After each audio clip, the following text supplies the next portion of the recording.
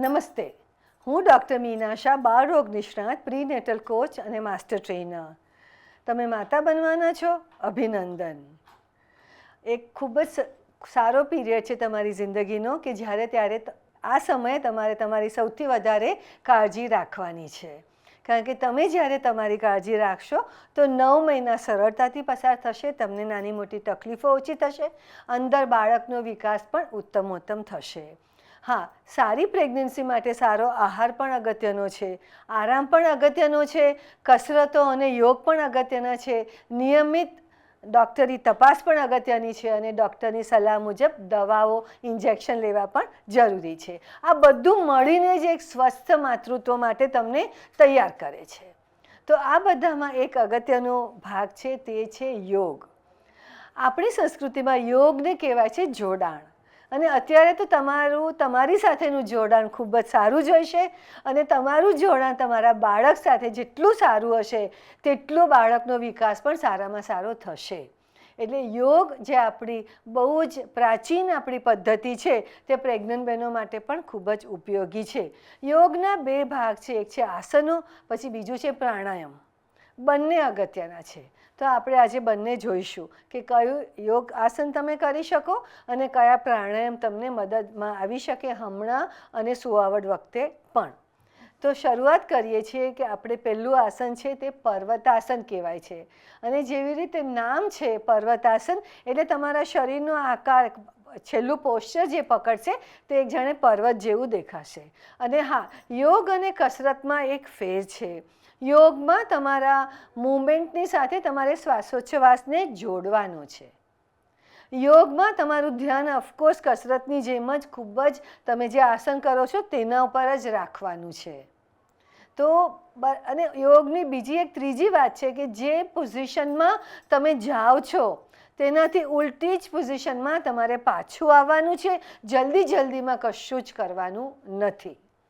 આ છે તમારા શરીર અને મન સાથેનું વધારે સારામાં સારું જોડાણ રહે તેના માટેની બધી ટિપ્સ. હા, કોઈ પણ કસરત કે યોગ કરતાં પહેલાં તમારા ડૉક્ટરની સલાહ ચોક્કસ જ લેવી જોઈએ કે તમારે કસરત અને યોગ કરાય કે ન કરાય અને ક્યારે ચાલુ કરવા. મોટાભાગે તો અમે એવું જ કહેતા હોય છે કે 3 મહિના પૂરા થાય પછી જ ચાલુ કરજો. પણ કદાચ ન કરવાના હોય, અમુક પ્રકારની મૂવમેન્ટ ન કરવાની હોય તો તમારા ડૉક્ટર તમને સલાહ આપી શકે. તો આજે આપણે 4-5 આસનો જોઈશું, થોડા પ્રાણાયામ પણ જોઈશું. તો સૌથી પહેલું આસન છે પર્વતાસન. તો મેં કહ્યું તેવી રીતે આપણે એને શ્વાસોચ્છ્વાસ સાથે જોડીશું અને જે સ્ટેપ બાય સ્ટેપ આપણે પોઝિશનમાં જઈશું એને પકડી રાખીશું, પણ જ્યારે પાછા આવતી વખતે એ જ સ્ટેપમાં પાછા પણ આવીશું. બરાબર છે? તો ચાલો પર્વતાસનની શરૂઆત કરીએ. પહેલાં બંને હાથ સાઈડ પર લાવો. અત્યારે તમારી હથેળી નીચે તરફ છે.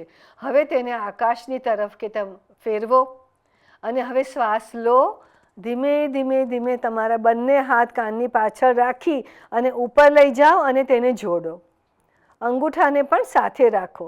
હવે કમરનો નીચેનો ભાગ ઉપર તરફ ખેંચો, મધ્ય ભાગ ઉપર તરફ ખેંચો, ઉપરનો ભાગ પણ ઉપરની તરફ ખેંચો, ખભાને બધું. અત્યારે તમારે શ્વાસ તમે પકડેલો છે. ફરી 5 ગણું ત્યાં સુધી શ્વાસ પકડી રાખવાનો છે. 1 2 3 4 5. હવે ધીરે શ્વાસ છોડતા હાથ પહેલાં ખભા સુધી લાવો. ફરી પાછી હથેળીને ફેરવો અને પૂરો શ્વાસ છોડતા હાથ નીચે લાવો. તો તમે જોયું બધું આપણે કેટલું શાંતિથી કર્યું અને શ્વાસ સાથે તેનું જોડાણ પણ કર્યું. અને દરેક વખતે તમારે તમારા શરીર સાથે તો જોડાણ કરવાનું જ છે, જેથી તમને ખ્યાલ આવે કે તમે જે આસન કરી રહ્યા છો તેની અસર ક્યાં થઈ રહી છે અને વધારે સારી કેવી રીતે થાય, તમે સારી પોઝિશન પણ લઈ શકશો. ફરી એક વખત પર્વતાસન કરીએ. તો બંને હાથને સીધા આવી રીતે લાવો, ખભા સુધી પેરેલલ, અને હથેળીને હવે આકાશ તરફ ફેરવો. હવે ઊંડો શ્વાસ લેતા બંને હાથ ઉપર લઈ જાઓ. બંને હાથ જોડી દો નમસ્તે પોઝિશનમાં. હવે નીચેનો કમરનો ભાગ ઉપર તરફ ખેંચો, મધ્ય ભાગ પણ ઉપર તરફ ખેંચો, ખભા અને અપર બેક પણ ઉપર તરફ ખેંચો. શ્વાસ પકડી રાખેલો છે. 1 2 3 4 5. હવે ધીમે શ્વાસ છોડતા ખભા સુધી લાવો. હથેળીને ફેરવો પાછી અને પૂરો શ્વાસ છોડતા હાથ નીચે તરફ લાવો. આમાં તમારું, કારણ કે તમે ધીમે ધીમે lower back, middle back, upper back બધાને ઉપર તરફ ખેંચી તો ખૂબ જ સરસ સારું ખેંચાણ અનુભવાશે અને રિલેક્સ થઈ જવાશે. આ આસન તમે દિવસમાં 4 થી 5 વખત, ઇવન 1 વખત 2 વખત તમે કરી શકો છો. કદાચ તમારાથી નીચે ન બેસાય અને ઓફિસમાં હો તો ઓફિસમાં ખુરશી પર બેઠા બેઠા પણ કરી શકો છો, પણ કરવું અગત્યનું છે. બરાબર છે? તો આ એક પર્વતાસન છે જે તમને ખૂબ જ મદદ કરશે. પછી બીજું છે તે સુખાસનમાં બંને તરફ વળવું. તો એમાં સુખાસનમાં પાછળ એક તરફ વળવું, પછી બીજી તરફ વળવું, ફરી આ તરફ વળવું અને બીજી તરફ વળવું. તો તમારી કમરનો જે પાછળનો ભાગ છે ને તે આમ જ્યારે કપડાં નીચોવાતા હોય એવો તમને અનુભવ થશે અને સરસ ખેંચાણ અનુભવાશે. બરાબર છે? તો આ પણ તમે કરી શકો છો. એના પછી ખૂબ અગત્યનું આસન છે તેને કહેવાય છે ભદ્રાસન. એ ભદ્રાસન આપણા સાથળના સ્નાયુઓને મજબૂત કરવામાં અને સારું ખેંચાણ આપવામાં મદદ કરે છે અને આ રીતે તમને સુવડ માટે પણ તૈયાર કરે છે અને ખૂબ સારું રહેશે તમને. તો બંને પગને એકદમ નજીક લાવવાના છે. બરાબર? અને આમાં આપણે બટરફ્લાયની જેમ ઉપર નીચે પણ કરી શકો છો અને પછી ભદ્રાસનમાં જઈ શકો છો. તો પગ ઉપર લાવો, નીચે લાવો, પગ ઉપર કરો, નીચે કરો, ઉપર કરો, નીચે કરો. શરીરને તો લાંબુ ખેંચેલું જ રાખવાનું છે. હવે બંને તમારી જે કોણી છે તેને તમારા સાથળ ઉપર રાખીને થોડું દબાણ આપો અને આ રીતે દાઢી આગળ રાખીને ધીમે ધીમે ધીમે તમારાથી અવાય એટલું નીચે આવો. હવે તમને એમ થશે કે મારાથી વધારે નીચે નથી અવાતું તો નીચે જુઓ અને ત્યાં પકડી રાખો. 1 2 3 4 અને 5. ફરી તમારી આગળ લાવો, તમારી દાઢીનો ભાગ, ફેસ આગળ કરો અને ધીમે ધીમે ઉપર આવો અને બંને પગ રિલેક્સ કરી દો. બહેનો, એવું કહેવાય છે સગર્ભાવસ્થા દરમિયાન કમરને આપણે જેટલી સારી રાખી શકીએ, એની બધી જે હલનચલન છે તેને સુવાળું રાખી શકીએ તો અને એના મણકાને પણ સરસ પોઝિશનમાં રાખી શકીએ એટલો કમરનો દુખાવો ન થાય. તો યોગમાં એક આસન છે જેને કહેવાય છે માર્જરી આસન. એ ખૂબ જ ઉપયોગી છે. આ આસનથી જરાય ડરવા જેવું નથી અને એમાં કશી તકલીફ પડવાની નથી, ખાલી એને સરસ રીતે કરવાનું છે તમારે. તો ચાલો હું તમને બતાવું. એમાં તમારા બંને પગ ઘૂંટણ વચ્ચે, બંને તમારા જે શરીરનો આટલો ભાગ છે તેટલું અંતર રાખો અને હાથ વચ્ચે પણ એટલો જ અંતર રાખો અને આ છે તમારી એકદમ ન્યુટ્રલ પોઝિશન. પછી ધીમે ધીમે શ્વાસ લેતા લેતા માથું ઉપર કરવાનું અને તમારે આ કમરના આ ભાગમાં ખાડો પડવા દેવાનો અને 1 2 3 4 5 પકડી રાખવાનું. ફરી શ્વાસ છોડતા છોડતા છોડતા માથું નીચે લઈ જવાનું અને આખી કમરને જેટલી ઉપર ખેંચાય તેટલી ગોળાકારમાં લાવવાની. 1 2 3 4 5. ફરીથી માથું ઉપર લાવો, કમરમાં થાય એટલો ખાડો કરો અને શ્વાસ લેતા લેતા મૂવમેન્ટ કરો. હવે શ્વાસ પકડી રાખો. 1 2 3 4 5. હવે શ્વાસ છોડતા છોડતા છોડતા માથું નીચે લઈ જાઓ અને કમરને જેટલી ઉપર ગોળાકારમાં ઉપર ખેંચાય તેટલી ખેંચો. 1 2 3 4 અને 5. આ કસરત ખૂબ જ ઉપયોગી કસરત છે કમરને સ્વસ્થ રાખવા માટે. તમે તમારા પલંગ ઉપર પણ કરી શકો છો, જમીન પર આવી રીતે પાથરીને પણ કરી શકો છો, પણ દિવસમાં 2 થી 3 વાર ચોક્કસ જ કરજો અને સૂતા પહેલાં ચોક્કસ કરજો. આનાથી તમને ખૂબ જ ફાયદો થશે. માર્જરી આસન, એને ઇંગ્લિશમાં કેટ કેમલ પણ કહેવાય છે, પણ ખૂબ ખૂબ ખૂબ જ ઉપયોગી છે. ખાલી તેને ફરી 1-2 વાર જોઈ અને વ્યવસ્થિત પોઝિશનમાં કરવું અગત્યનું છે. બરાબર છે? તો આ આપણે કર્યા અત્યાર સુધીમાં 3 પ્રકારના આસનો કર્યા. એમાં 2માં આપણે શાંતિથી શ્વાસ લેતા લેતા કર્યું ને એકમાં ખાલી મૂવમેન્ટ જ હતી. આ પણ તમે શ્વાસ સાથે કરી શકો છો. એક તરફ ફરો ત્યારે શ્વાસ લેવાનો અને બીજા તરફ ફરો ત્યારે છોડી દેવાનો, તેવું પણ તમે કરી શકો છો. હવે બીજું એક સારું આસન છે તે છે મલાસન. મલાસન તમારા કાફ મસલ્સને મજબૂત કરે છે, એટલે પિંડીના સ્નાયુઓને મજબૂત રાખે છે. તમને પોઝિશન, તમે એ પોઝિશનમાં બેસો છો તો તમારા પગને પણ સારી એવી કસરતો મળે છે, અંદરના સ્નાયુઓને પણ ખૂબ સરસ કસરત મળે છે અને નોર્મલ ડિલિવરી માટે પણ ખૂબ જ મદદ કરે છે. હવે કેટલાક લોકોથી આ સરળતાથી થાય છે, કેટલાક લોકોને તકલીફ લાગે છે. તમે સમજણપૂર્વક કરજો કે તમારાથી શું થાય છે અને કેટલું થાય છે, પણ ઉપયોગી ચોક્કસ જ છે. તો અત્યારે હું તમને પોઝિશન બતાવું. બંને પગને થોડા પોળા કરવાના છે. સૌથી પહેલાં થોડાક જ પોળા. તમને ખ્યાલ આવે? આ પોઝિશન છે. અને પોળા રાખો. પછી આ જે કોણી છે ને એનાથી તમે ધક્કો મારી શકો એવી રીતે રાખવાના છે અને હાથ જોડીને. ઓકે. હવે આ પોઝિશનમાં તમે બેસી શકો તેટલું 10 સેકન્ડ 15 સેકન્ડ જેટલો બી સમય તમે રહી શકો તે તમને ખૂબ જ મદદ કરશે. મેં કહ્યું તેમ ગામડાની બહેનો માટે ઘણીવાર આ પોઝિશન લેવી બહુ સરળ છે, કારણ કે એ લોકો ખેતરમાં કામ કરે કે ઘરે ઉઠબેસ કરે કે દેશી ટોયલેટ વાપરે ત્યારે આ પોઝિશનમાં બેસતા હોય છે. ઘણી બહેનો જે શહેરમાં જ રહી છે અને વિદેશી ટોયલેટ વાપરે છે, સ્ટેન્ડિંગ એમને ત્યાં પ્લેટફોર્મ હોય એટલે ઉઠબેસ ન થાય, તેમનાથી આ સરળતાથી થતું નથી. તો તમે કોશિશ કરજો અને ધીમે ધીમે તમે ચોક્કસ જ આગળ વધી અને આ ફાઇનલ પરફેક્ટ પોઝિશનમાં જઈ શકશો.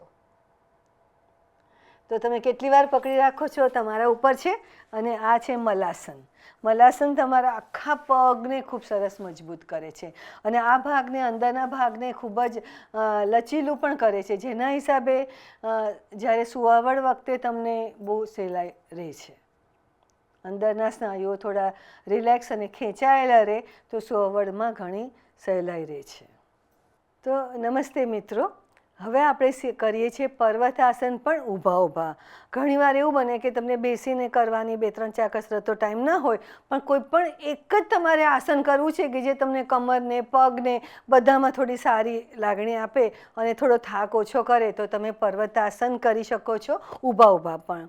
ઊભા ઊભા પર્વતાસન કરતી વખતે 2 પગ વચ્ચે સરખું અંતર રાખો, એકદમ નજીક પણ નહીં અને બહુ દૂર બી નહીં. પોતાના હિપ લેવલ, હિપ ડિસ્ટન્સ જેટલા આપણે રાખવાનું એવું કહીએ છીએ. હવે બંને હાથ સાઈડમાં લાવો, બંને હથેળીને ફેરવો ઉપરની તરફ. હવે શ્વાસ લેતા લેતા લેતા લેતા બંને હાથ કાનની પાછળ રાખી ઉપર લઈ જાઓ. હવે બંને પગને નીચે જમીનમાં એકદમ દબાવેલા રાખો, પણ કમરથી ઉપર ખેંચો. નીચેની કમર, મધ્ય કમર, ઉપરની કમર, બંને હાથ ઉપર ખેંચો. અને અત્યારે તમે શ્વાસ રોકેલો જ હશે. 1 2 3 4 અને 5. હવે જ્યારે હાથ નીચે લાવો, શ્વાસ છોડતા છોડતા ફરી હથેળી ફેરવી દો અને બંને હાથ નીચે. તો તમે જોયું કે આપણે જે પોઝિશનમાં ગયા હતા એ જ પોઝિશનમાં પાછા આવ્યા. પહેલાં બંને હાથ અહીંયા લઈ ગયા, બંને પોઝિશન પ્રમાણે ફરી બંને હાથ ફેરવ્યા, પછી બંને હાથને કાની શ્વાસ લેતા લેતા ઉપર લઈ ગયા અને બરાબર ઉપર ખેંચ્યું ખેંચ્યું ખેંચ્યું, પગને નીચે દબાવીને રાખ્યા અને બંને હાથને સરસ ઉપર ખેંચ્યા. આખી કમરને ખેંચી, નીચેની, મધ્યની અને ઉપરની, અને શ્વાસ રોકેલો રાખ્યો. હવે આપણે ઘણી ઇનફ સમય શ્વાસ રોકેલો છે. હવે બંને હાથને શોલ્ડર લેવલ પર રાખીશું, પાછા ફેરવીશું અને નીચે લાવીશું. જેવા તમને 6 મહિના પૂરા થાય, 7મો મહિનો ચાલુ થાય એ પછી અમુક કસરતો, એક તો મેં તમને મલાસન બતાવી, પછી જે આપણે બીજી પણ ભદ્રાસન પણ કરી, એ તમારે કરવાની ચાલુ કરવાની, પણ એક બીજી પણ ઉમેરાય છે અને તેને કહેવાય છે સ્ક્વોટ. ઇંગ્લિશમાં કહેવાય છે સ્ક્વોટ. એમાં પગ થોડા પહોળા કરવાના છે, બરાબર છે? પગ પહોળા કરવાના છે અને શરીર એકદમ સીધું જ રાખવાનું છે, પણ ઘૂંટણ ખોલતા ખોલતા ખોલતા ખોલતા જેટલું બી નીચે જવાય એટલું નીચે જવાનું છે. અને નીચે જવાય પછી 1 2 3 4 5 ત્યાં સુધી પકડી રાખો. હવે ધીમે ધીમે ધીમે ધીમે ઉપર આવો, ઉપર આવો, ઉપર આવો અને એકદમ ઉપર આવ્યા પછી શરીરના બધા અંદરના સ્નાયુઓને જોશથી ખેંચેલા રાખો. 1 2 3 4 અને 5 અને ઢીલા મૂકી દો. બહેનો, હવે મારે તમને 2-3 બીજી વસ્તુઓ શીખવાડવાની છે. સૌથી પહેલાં તો આપણે યોગ એટલે જોડાણ તેવી વાત થઈ હતી. તો સગર્ભાવસ્થા દરમિયાન તમારે તમારા બાળક સાથે દિવસમાં 5 વાર, 10 વાર, 15 વાર જોડાવાનું છે. તો જોડાવાની એક સરળ પદ્ધતિ છે કે તમે તમારા પેટ ઉપર, જ્યાં તમારી અંદર બાળક મોટું થઈ રહ્યું છે તેના પર હાથ મૂકો, પછી એક ઊંડો શ્વાસ લો અને તમે બાળકની સાથે જોડાઓ. બાળકની સાથે 1 સેકન્ડ વાત કરો કે હું તને પ્રેમ કરું છું, તું સારી રીતે ઉછેરજે, આઈ લવ યુ, તમારે જે પણ કહેવું હોય તે કહો. પછી શ્વાસ છોડી દો અને હાથ પણ છોડી દો.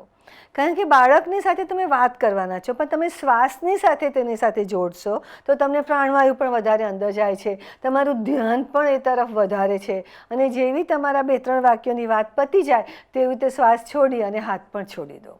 આ એક સરળ પદ્ધતિ છે કે ઘણીવાર તમે ખુરશી પર બેઠા હો ને ખાલી એમ જ હાથ મૂકીને પણ શ્વાસ લઈને પોતાની જાતે કંઈ પણ મનમાં વાત કરીને પછી પણ છોડી શકો છો. પણ તમારા બાળકને જાણવા દો કે તમે એ બાળકને ખૂબ જ પ્રેમ કરો છો, તમે એવું ઈચ્છો છો કે તમારું બાળક ખૂબ સરસ રીતે અંદર ઉછરે, તે શરીરથી, મનથી, એની લાગણીઓથી ઉત્તમોત્તમ તેનો ઉછેર થાય અંદર જ, તમારી અંદર જ. તો આ છે તમારા બાળક સાથે જોડાવાની એક પ્રક્રિયા. કોઈ પણ દિવસ પોતાની જાતને એટલી બધી બિઝી ન માનતા કે આવું 5-6 વખત જોડાવાનું બી મને ટાઈમ નથી. કારણ કે તમારા બાળકને ખાલી તમારો ખોરાક નથી જોઈતો, પાણી નથી જોઈતું, દવા અને સારવાર નથી જોઈતી, પણ તમારી સાથેનું ઇમોશનલ કનેક્શન જોઈએ છે, સ્પિરિચ્યુઅલ કનેક્શન જોઈએ છીએ. તો આ એક સરળ પદ્ધતિ છે અને ચોક્કસ જ કરજો. બરાબર છે. બીજી એક વાત કે આને એક ડગલું આગળ લઈ જવું હોય તો એ કાગળ અને પેન લઈને, તમને મનગમતી નાની ડાયરી હોય તમારી પાસે તો એ લઈને એક વખત 15 મિનિટ શાંતિથી બેસી જાઓ, બાળક સાથે 1-2 મિનિટ વાત કરી લો, પછી શાંતિથી બેસી જાઓ અને લખો કે તમને તમારા બાળકમાં શું જોઈએ છે, કેવું બાળક જોઈએ છે, કેવો સ્વભાવ જોઈએ છે, આર્ટિસ્ટિક જોઈએ છે, કેવું ભણે તેવી ઈચ્છા છે, એનો વિકાસ વૃદ્ધિ કેવો હોય એવું તમે ઈચ્છો છો. તમારું બાળક છે, તમે એને જુઓ તમારી આંખ સમક્ષ અને એના વિશે વિચારો અને બધું લખી લો, તમારી સાથે રાખો. સૂતા પહેલાં પણ તમે બધું વાંચી લો અને પછી ફરી પાછું આવી જ રીતે હાથ મૂકી દો, શ્વાસ લઈ લો, બરાબર એના પર હાથ મૂકો અને પેલું વાંચી લો, પછી શ્વાસ છોડીને ઊંઘી જાઓ. તો આખી રાત તમારી જે ઈચ્છા છે, તમારા બાળક સાથેનું જોડાણ છે તે ચાલુ રહેશે. એક નાનકડી પદ્ધતિ છે પણ તમને ખૂબ મદદ કરી શકે અને ખૂબ જ સરળ છે. તો એક એ મારે કહેવું હતું. બીજું છે પ્રાણાયામ. સગર્ભાવસ્થા દરમિયાન શ્વાસોચ્છ્વાસની ક્રિયા તમે જેટલું રેગ્યુલરલી કરી શકો એનાથી 2-3 ફાયદા થાય છે. એક ફાયદો તો એ થાય છે કે શરીરને, તમારા શરીરને પૂરતો પ્રાણવાયુ મળે છે તો બાળક સુધી વધારે પ્રાણવાયુ પહોંચે છે. બીજો ફાયદો છે કે પ્રાણાયામ છે તે આપણા ઇમોશન્સને બેલેન્સ કરે છે. આપણી બંને નાડીઓને, ઈડા અને પિંગળા નાડીને બેલેન્સ કરવામાં મદદ કરે છે અને બાળકના જોડાણમાં પણ મદદ કરે છે. તો પ્રાણાયામમાં તમે કયા પ્રાણાયામ કરી શકો? તો એક તો સિમ્પલ છે, તે ડીપ બ્રીધિંગ, નાકથી શ્વાસ લેવાનો અને મોઢાથી છોડવાનો. ઓકે. તો જ્યારે તમે નાકથી શ્વાસ લો તો નાક, ગળું, છાતી અને ઉદરપટલ બધું ફૂલાવી અને સરસ રીતે ઊંડો શ્વાસ લો અને પછી ધીમે ધીમે ધીમે મોઢાથી છોડી દો. ફરી એક વખત ઊંડો શ્વાસ લો, નાક, ગળું, છાતીનો ભાગ, પેટનો ભાગ પણ બહાર આવે છે. આ પૂરો શ્વાસ અંદર લીધો, પછી ધીમે ધીમે મોઢાથી છોડી દો.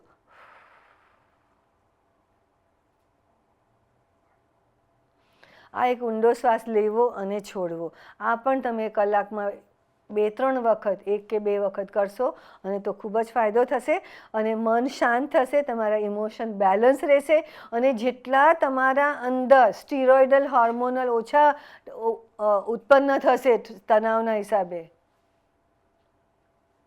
હવે ફરીથી કરું, હવે ડિસ્ટર્બ એટલે ફરીથી ખાલી એનો ફાયદાની વાત ફરીથી કરું છું. ઓકે. પહેલાં કર્યું હતું એ ભલે રહ્યું. આ રીતે તમે ઊંડવા શ્વાસ લેશો અને છોડશો અને એ સમયે જો હાથ મૂકીને પણ કરશો જેથી બાળક સુધી નહીં પણ તમારા હાથથી તમારો પ્રેમ પહોંચશે. આવું તમે કલાકમાં 1 વાર, 2 વાર, 3 વાર કરતા રહેશો તો 3-4 ફાયદા થાય છે. એક તો ઓક્સિજનેશન વધારે સારું થાય છે, એટલે તમને અને બાળકને પ્રાણવાયુ વધારે મળે છે. શ્વાસ લેવાથી અને ધીમેથી છોડવાથી મન શાંત થાય છે, કારણ કે તમારા અંદર જે હોર્મોનલ ચેન્જ થયા હોય તણાવના હિસાબે, વધારે સ્ટીરોઇડ અને અમુક હોર્મોન્સ પેદા થયા હોય તે બધું શાંત થવા લાગે છે. તમારા પેરાસિમ્પેથેટિક સિસ્ટમ વધારે સ્ટ્રોંગ થાય છે અને મન શાંત થાય છે, ઇમોશન બેલેન્સ થાય છે. તો આ પ્રાણાયામના કે શ્વાસોચ્છ્વાસના ખાસ કરીને સમજણપૂર્વકની ક્રિયાથી ખૂબ જ ફાયદો થાય છે અને આના હિસાબે બાળકનો વિકાસ અને વૃદ્ધિ પણ ખૂબ સારા થાય છે. તો એક તો આ તમે સરળ બ્રીધિંગ ઇન અને આઉટ કરી શકો, કે જેને બેલી બ્રીધિંગ પણ કહેવાય છે, કે તમે ઊંડા શ્વાસ લીધા પેટ સુધીના અને ધીમેથી તમે છોડી દીધા, બરાબર. પછી બીજો આપણે બધા કહીએ છીએ તે કે અનુલોમ વિલોમ. અનુલોમ વિલોમ હું તમને સરળ પદ્ધતિ શીખવાડીશ. ઘણા અહીંયા આંગળી મૂકવાનું કહેશે, આ આંગળી છોડો મૂકો કહેશો, પણ હું તમને એક સરળ પદ્ધતિ પણ બતાવવા માંગુ છું કે જે તમને કમ્ફર્ટેબલ રહે. પદ્ધતિ તો એ જ છે, પણ ખાલી હાથની પદ્ધતિની વાત કરીએ છીએ. તો આ એક અંગૂઠો અને છેલ્લી 2 આંગળીઓ કે 1 આંગળીઓનો તમે ઉપયોગ કરી શકો છો. તો અંગૂઠાથી તમે ડાબી નાસિકા બંધ કરી, જમણી નાસિકા બંધ કરી, ડાબી નાસિકાથી શ્વાસ અંદર, પછી આંગળીથી બંધ કરી અને જમણી નાસિકાથી શ્વાસ બહાર, ફરી જમણી નાસિકાથી શ્વાસ અંદર, ડાબી નાસિકાથી બહાર, ફરી ડાબી નાસિકાથી શ્વાસ અંદર, જમણી નાસિકાથી બહાર, જમણી નાસિકાથી શ્વાસ અંદર, ડાબી નાસિકાથી બહાર. આ આપણે 2 રાઉન્ડ કર્યા. તમે આંખ બંધ કરીને શાંતિથી આવા 5 રાઉન્ડ કરો તો તમે જોશો કે તમારા જે શ્વાસનું જે રેગ્યુલેશન છે, જમણી અને ડાબી નાસિકાનું બેલેન્સ સારું થાય છે, અને તમે શાંતિથી શ્વાસ લો છો અને જાગૃતિ સાથે શ્વાસ લો છો, એટલે મનમાં શાંતિ અનુભવ થાય છે, હોર્મોનલ ચેન્જ બધા પોઝિટિવ થાય છે. તો અનુલોમ વિલોમ તમે સવારે ઉઠીને કરી શકો છો, બપોરે આરામ કરતાં પહેલાં કરી શકો છો, રાત્રે સૂતા પહેલાં પણ કરી શકો છો. ખૂબ સરળ છે પણ ખૂબ જ ઉપયોગી પદ્ધતિ છે. પછી એક બીજી પદ્ધતિ છે કે જે આપણા વેગસ નર્વ, આપણો વેગસ નર્વ જે કહેવાય છે તે મગજમાંથી ચાલુ થઈને અહીંયા સુધી પહોંચે છે. તો એ શરીરનો એક લાંબામાં લાંબો નસ છે આપણી જ્ઞાનતંતુની, અને એના ખૂબ જ તમને પ્રેગ્નન્સીમાં એને એક્ટિવેટ કરવાથી ઘણો બધો ફાયદો થાય છે. એટલે તમે જ્યાં વેગસ નર્વને જો આપણે એવું કહેવાય કે આપણે એને સ્ટિમ્યુલેટ કરવો હોય કે એને વધારે જાગૃત કરવો હોય તો આપણે જે કહેવાય છે કે ભ્રામરી પ્રાણાયામ તમને ખૂબ જ મદદ કરી શકે છે. હું તમને બધું બંધ કરવા સિવાયની સરળ પદ્ધતિ પણ કહી શકું છું કે શ્વાસ ઊંડો લેવાનો અને મોઢાથી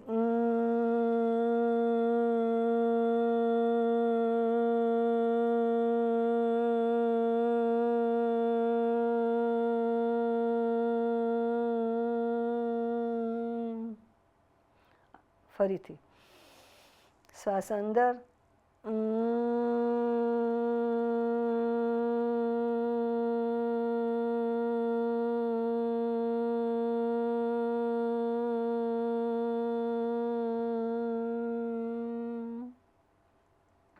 ફરીથી લાંબો શ્વાસ અંદર,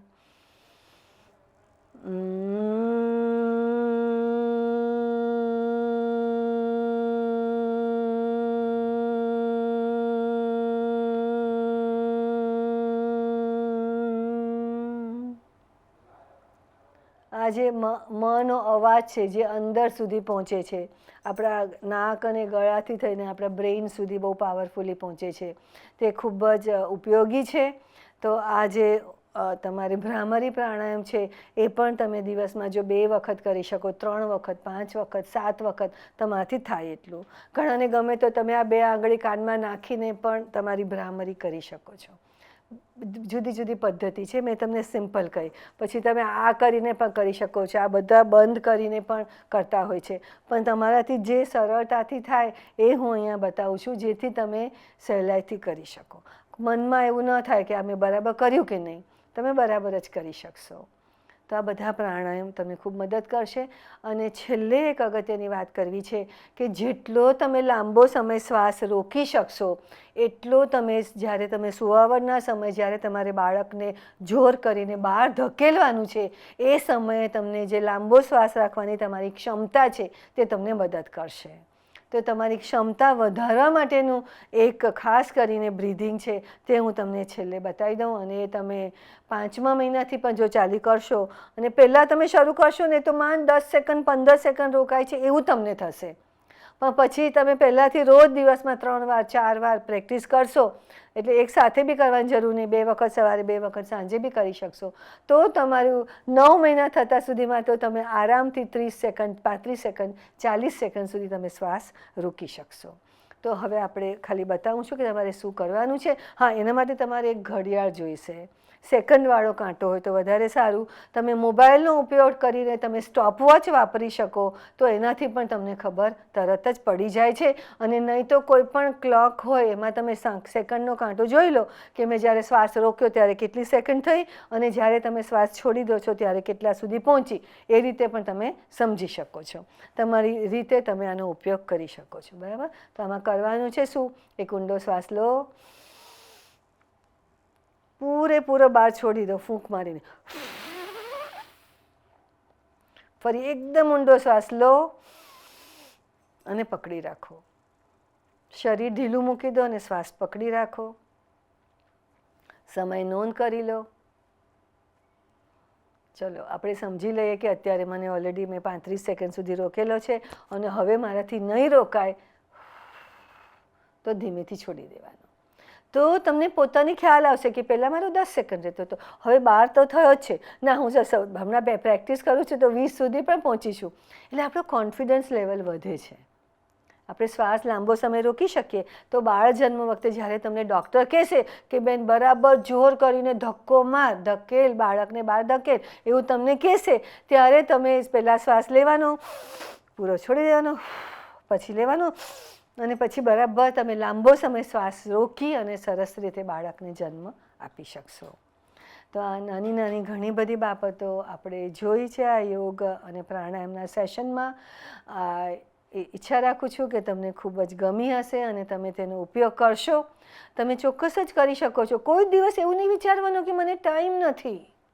અત્યારે તમે જે સમય આપશો 5 મિનિટ 10 મિનિટ 15 મિનિટ કે મેક્સિમમ 20 મિનિટ આખા દિવસમાં, એ સમય તમને 9 મહિના સુધી બહુ જ સરસ રીતે મદદ કરશે તમને અને તમારા અંદર ઉછરતા બાળકને, અને બાળ જન્મ વખતે પણ મદદ કરશે. આપણે ઘણીવાર એવું વિચાર છે કે ના આજે નથી કરવું કાલે કરીશ, કંટાળો આવે છે, સમય નથી, એવો વિચાર આવે છે.